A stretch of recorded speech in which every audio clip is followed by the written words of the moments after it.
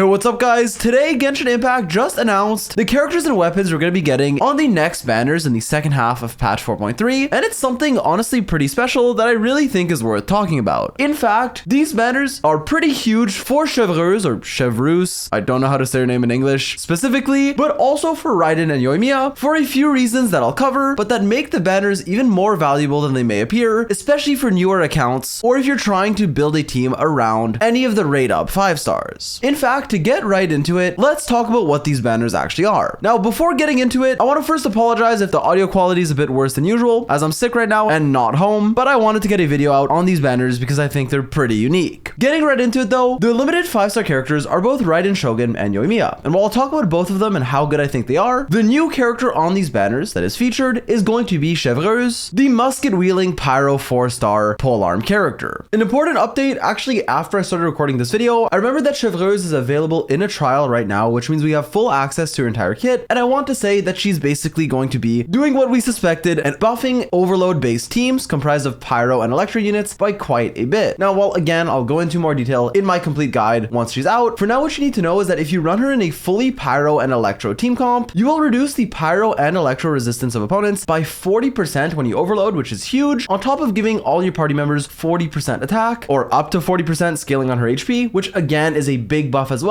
on top of having healing on your skill, alleviating your need for a healer. This makes her kit quite nice as a support for overload teams, and one that gets significantly better with her 6 constellation, where you get way more healing and also up to 60% pyro damage bonus and electro damage bonus as you heal your party members. This kit, honestly, while it seems niche because it's restricted to overload teams where you're purely running pyro and electro characters, or at least primarily for like 90% of her kit, she will make team comms based around this forgotten and honestly not that advisable reaction otherwise much stronger. For a Raiden hypercarry team or many different overload teams like with Yoimiya, Yanfei, Xiangling, any of the characters I mentioned earlier, I really believe having Chevreuse in your team will be a very strong option. This is especially true with her 6 constellation, but even her base kit I believe will be great for overload teams where you otherwise wouldn't really have a good incentive to running that reaction other than having strong supports like Fischl or Beidou for electro or Xiangling or others for pyro. I really like her in this niche, and you can also pair her with a supportive weapon, supportive artifact set, getting better with constellations, and also being viable in even a Raiden hypercarry team where while Kujou will probably still be the most recommended option, especially if you don't have Chevreuse C6 because it gives you a ton of elemental damage bonus, resistance shred, and grouping, Chevy can be a replacement or someone that can at least work in Raiden hypercarry because you already have pyro and electro anyways with Bennett, Sara, and Raiden, and so I can see Chevreuse being a good last slot, especially with her C6. And even if this doesn't rival something like a national team with Xiangling and Xingqiu because they're broken, it will definitely be a strong alternative and a viable team archetype that I think she enables, sort of like Nilou with Bloom. And even if it doesn't happen to be the most meta, it is always great to have new team comps or existing team comps rise in strength and enable other playstyles. And to be more specific, while you need to have only pyro and electro characters in your team, which is the overload reaction, Chevreuse isn't a character that's going to buff your overload damage per se. She's instead going to buff your pyro and your electro damage, basically like swirling both pyro and electro with the Verdescent Veneer set, reducing the resistance of enemies, also increasing your damage through the rest of her kit, and allowing you to deal more damage of both pyro and electro if you are proccing the overload reaction. Because of this, I think this character has a lot of potential. Now wait till she's out and we can actually test her, but given her kit, it does seem like she will enable this team comp full of pyro and electro characters, which we literally have on the current banners. They're basically giving us team comps where Chevreuse can work, where Raiden can work, and where Yoimiya can work, just by pulling and getting the characters on the banners. Chevreuse also will give you some pyro application and pyro damage, albeit not the most, as most of her kit does seem to come from her huge buffs, from both of her passives, a bit of healing as well, and also a really nice C6 that will like almost make her double in value. This is the update I wanted to add to the video before moving on, but for now let's actually talk about the main selling point of these banners, what I primarily wanted to record this video for, which is how you get basically an entire team all included in the banner. So enough with this update and back to yesterday's IOX where I'll talk more about that. What's important about this though is that she's very clearly going to want to synergize with other pyro and electro characters to proc this overload reaction that she's going for. And when you think of premier on-field characters for this, for both pyro and electro, examples of characters that'll come up are the characters that are actually featured on the banners. First of all, for on-field pyro drivers for the overload reaction, some that come to mind are characters like Yoimiya, Klee, Yanfei, potentially Diluc, or potentially Linny if you have enough pyro. As far as on-field drivers go, you can also run an on-fielder like Xiangling, who's basically always broken, and also Diluc for the most part. I assume they'll still be stronger in vaporized teams. Overload as a reaction isn't that that great. It knocks enemies around everywhere and is kind of annoying. But if we have a dedicated support or character that can help with the overload reaction, which we assume Chevreuse will be, then we can tell that she'll have very good synergy with someone like Yoimiya, a pretty strong pyro driver. On the Electro side, there's obviously a lot of Electro characters that can work, but Raiden Shogun is going to be, at least in my opinion, like the only one that right now uses overload from a meta standpoint. Not really because of the overload reaction in and of itself, but just because it's usually bonus damage in a lot of Raiden teams, like if your Kazuo's burst infuses with pyro, or more importantly in a Raiden national team, where you'll play her with Xiangling, Xingqiu, and Bennett, constantly allowing your Xiangling to vaporize, while also getting Electro charged and overload reactions simultaneously by just mixing a bunch of elements as your Raiden's on field applying a lot of Electro. Because of this, there's a high likelihood that Chevreuse's teams involve characters like Raiden or Yoimiya, two characters that she shares a banner with. If that wasn't enough, both Yoimiya and Raiden really want Bennett, not in every team, but in a lot of them, as a great attack buffer and also healer, pyro battery as well, and just an amazing option overall. Great character to have on a banner and on your account in general. Now, while for Yoimiya the synergy might end there, and there's already two characters that are good for her, Kujou Sara is the last 4-star character here, and whose main use case is alongside Raiden in a primarily hyper carry Raiden team. And while hyper carry Raiden teams typically are flexible, but usually follow the format of Sara, Bennett, and then usually an anemo support like Kazuo, there is a good chance that Chevreuse, if she has a complete and strong kit, can replace the last character here. And while she might not be as strong as an anemo support, obviously we'll have to see, she might be if her constellations are good especially, having a character that can enable an overload team and having a fully fledged hyper carry Raiden team while spamming the overload reaction, or at least 3 characters of the 4, even if you don't want to use Chevreuse there, and then almost a full Yoimiya team as well, makes these banners very nice in the sense that you can just pull and build a team with the characters that you get there. And that's the first big thing I wanted to talk about. The fact that you can literally have a full Raiden hyper carry team here, either with or without Chevreuse, and a full Yoimiya overload team. Well, without Sara, you would replace that with someone else, or can just get more copies of Bennett and then run other characters with her, like going for a vape team or mono pyro, makes these banners, in my opinion, very high value if you want the limited 5 stars that are there. Now, with that said, how good are the unique characters on their own? Well, I don't want to ramble for too long. I want to say that Raiden Shogun is a character that is just pretty amazing to have overall on your account. While I don't think she's a must pull, I think she's very strong, and people that invest into her will get a lot of value and feel like she's a great character for them. This is because she'll give you a ton of energy, making her very easy to get a lot of value out of, while also having very high burst damage, good electro application, and being flexible, allowing her to run in many different teams. You can run her in hyper carry, you can run her in a national team with Xiangling, you can technically run her aggravate, or even hyper bloom as the best offensive option by just stacking full EM, pressing your skill and then swapping, and getting a ton of value alongside a Dendro and Hydro character. She has many teams where she shines, while also being, in my opinion, very user friendly, because you don't even have to think about how to manage your energy for the most part if your Raiden's on field giving energy to your whole team. On top of that, she has some key upgrades like Engulfing Lightning, which we'll talk about when we get to the weapon section, and also some constellations that can be very nice, like notably her second one, which is like the only limited 5-star C2 other than Shao I have active, as it will give you about a 40% damage increase, which is just insane. Even at C0 though, she has so many different teams where she can be used, and is overall just a good 5-star, being a solid Electro as the Electro Archon that I can recommend going for if you want her and can use her on your account. With that in mind though, there's a lot of good characters coming up, so you might want to save your Primo Gems, but know that in my opinion, Raiden Shogun is a good unit. If you're interested, just don't feel forced to get her. Regarding Yoimiya, she's a pretty decent single target pyro carry who can be used alongside either a mono pyro team, overload team, vaporize team, genuinely having a wide array of teams to choose from, having pretty good damage, and someone who I think I was a bit too harsh on when she first came out. And while there are sort of more meta options to where you don't need to pull for her, as far as DPSs go in Genshin, if you enjoy her, she's definitely good enough, and you can make a team that will make up for her weaknesses by running groupers and AoE supports like Kazuo, or capitalizing on your single target prowess, allowing her to evaporate bosses that are in the abyss a lot more frequently now than they were before, meaning that having a strong single target team can have its moments to shine. With that in mind, for single target, there are alternatives like Hyperbloom, Hu Tao, or many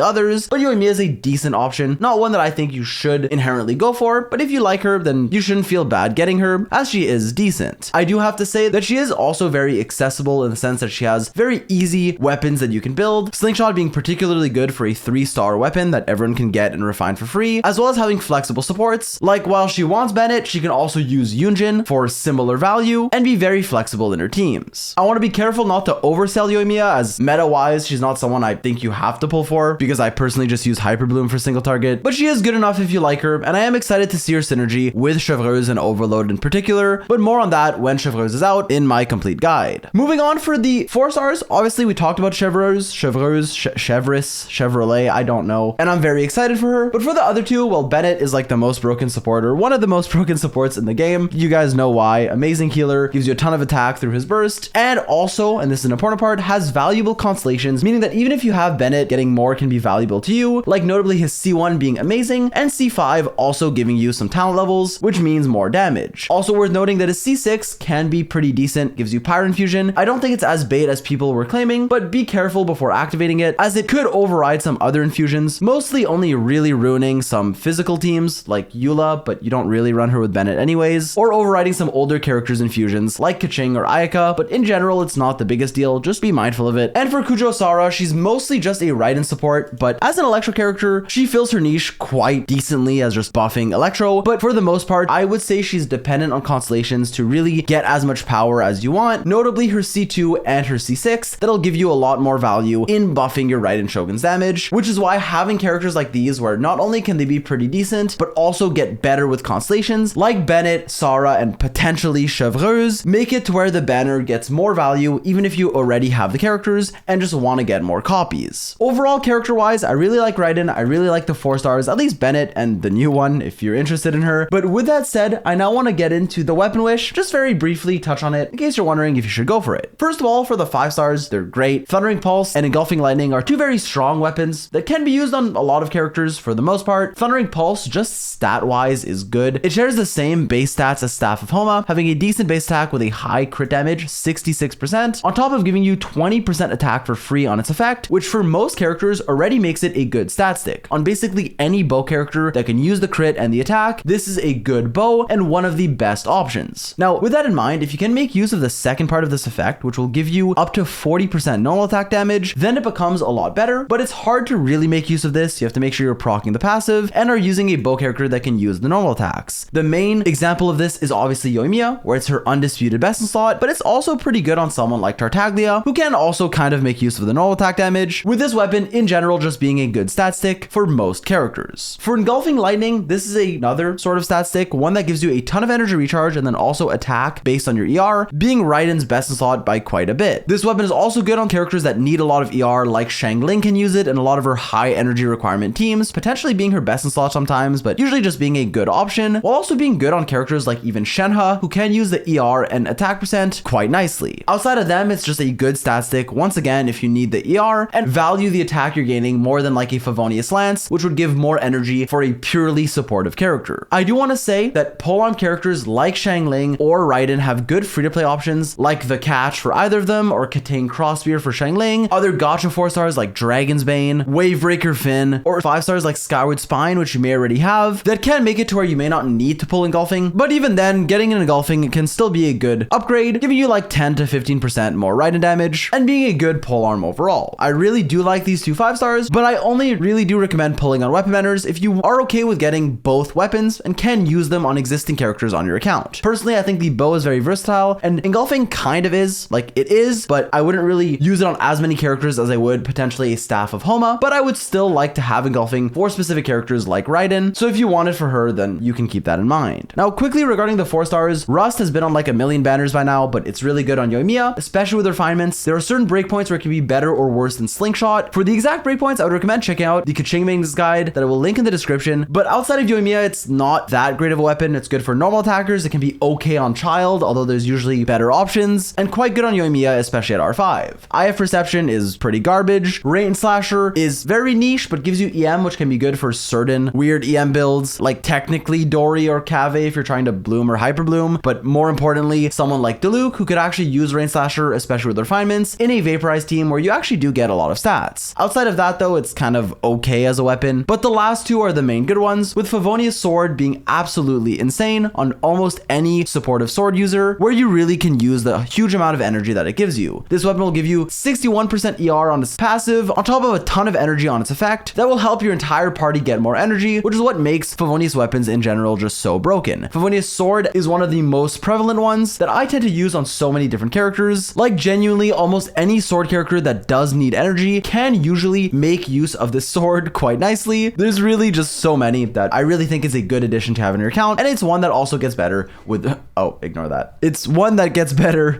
with refinement, which is what I was trying to say. Lastly, for Wavebreaker Fin, this is a weapon that basically will just give you some attack, a very high base attack, and then a bit of attack on its stat, while also giving you burst damage based on the total burst cost of your team, up to a maximum of 40% burst damage. This is how much you can gain at R1, and it's a weapon that significantly will get better with refinements, in fact doubling how much burst damage you can gain from R1 to R5. This is a weapon that usually will math out to be better than a lot of alternatives if it is R5, like it becomes almost 5-star level for a lot of burst characters in teams where they can use this damage bonus, like again Xiangling or Raiden, depending on their stats, depending on their team, but especially depending on refinement, with it being okay at R1 and then getting a lot better with each refinement level, being especially good at R5 if you can fully get it. Being good with refinements makes it to where it can be good to have on a banner, because you might get multiple of them by going for a 5-star weapon, and it's one that you can use on the characters that could also use Engulfing. So if you end up getting the bow and not Engulfing, you might have a few Wavebreaker Fins that you could also use on one of your pole arms and then maybe the catch on another, and there you go. Again, this does depend on what you have though, but I don't always like to advocate weapon banners because they can be a scam. It can be difficult to get what you want, so be careful, but it is a pretty okay one. Most of the 4-stars are mid, but Fab especially is good and Wavebreaker is okay, and then the 5-stars are pretty decent as well, with the main selling point of this video being these character banners if you want them, especially Raiden, as you basically have a full team ready to go off the bat just by pulling on this banner. Boom, you have a Raiden hypercarry overload team that I think will probably work, and if it doesn't, you could just replace Chevreuse with like Kazuha or even Xiangling and then maybe put a Xingqiu in there or something, and then you either have a team off the banner characters or can modify it accordingly depending on what you're going for. Overall, a very big win for both Raiden wanters and also Yoimiya wanters to a certain extent, and something that I wanted to make a quick rambly video on. Hope you enjoyed. I hope I didn't talk for too long. I hope the video isn't too lengthy. Let me know what you think if you enjoy this type of videos or not, and apologies for the scuffed audio. As I said, I'm not home and I'm also kind of sick. Thanks for watching, and as always, I'll see you guys in the next one. Goodbye.